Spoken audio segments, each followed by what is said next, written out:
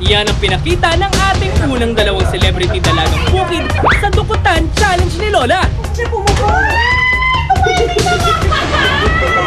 Lakas ng loob ang ipinamalas ni Carlene at Jenny sa pagpasok ng kanilang kamay sa puwitan ng baka.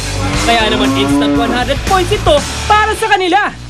Magawa rin kaya ito ni Rox, Janina, Icy at Roxanne? Ulan ng pera, ang yaman ni Lola. Ang susunod na kalahok sa Dukutan Challenge, walang iba kundi si Icy. Konting sabon muna dyan para maging mas madulas ang proseso. Handa ka na, Icy? Agad-agad, simulan na! Yes, Icy! Go, go, go!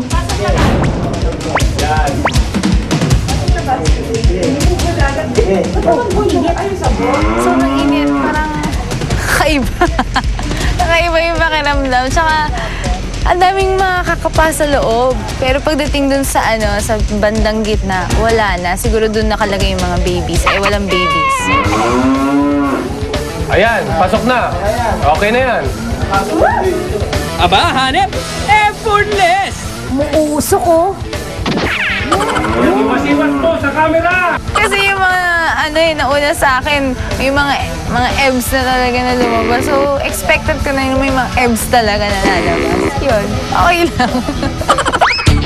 Up next, ang pinakabulingkit sa grupo.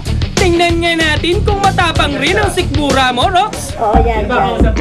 Kayang-kaya yan. Maliit lang yan. Maliit lang ang kamay mo. Ang ginawa ko, pinuno ko talaga ng soap. So, it went very smooth. And I'm really small, so hindi naman siya ganun ka-torture. It actually felt nice. It was so warm inside. Kasi sobrang nalamig na ako. Kung makakapag-react lang ang baka, malamang iba ang masasabi niya. Okay na po? Okay na raw, naipasok mo lahat. Holy cow! Nagawa rin ni Rox nang walang problema ang Dukot Challenge. Anong say mo, Mayordoma? Hindi ba ko walang umayaw sa leg ng challenge na to. Sunod namang susubok si Roxanne. May kahirapan kasi si Roxy, nagpa-French tip. Sabi sabihin, baka mabuta sa loob. Yung pinaka-fear ko talaga today and worry ko today, yung nails ko. Huwag lang manghinayang sa manicure, Roxanne. Go lang ng go. Kaya mo yan. Ay, ginanon muna. Nilinis ang paligid. Hindi, inano lang yan. Parang, mo na, pinawarm up. Agad-agad. Tapos nung nandun ka na pala, yung feeling sobrang init nga talaga. Ayon sa expert farmhand na si Mang Jun, hindi naman mapanganib ang prosesong ito para sa mga baka. Parte raw ito ng mga normal na pag-check-up nila sa mga bakang maaaring buntis. And last but not least, si Janina naman. Kaya, move over, girls! Agad-agad. Mainit siya na may gumagalaw-galaw sa loob, na malambot, na may parang pailalim na gano'n. Ay, hindi mo na po alam.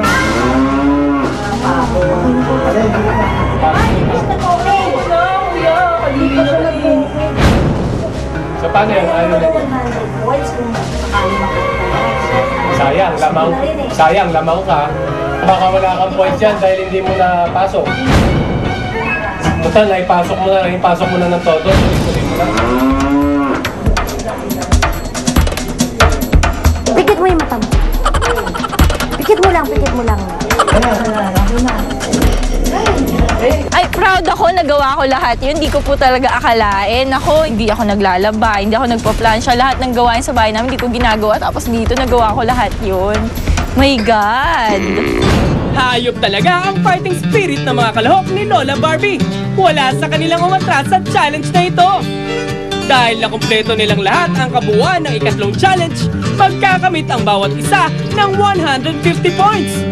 At matapos ang tatlong wild and outrageous na pagsubok, nangunguna pa rin si Roxanne na may 433 points.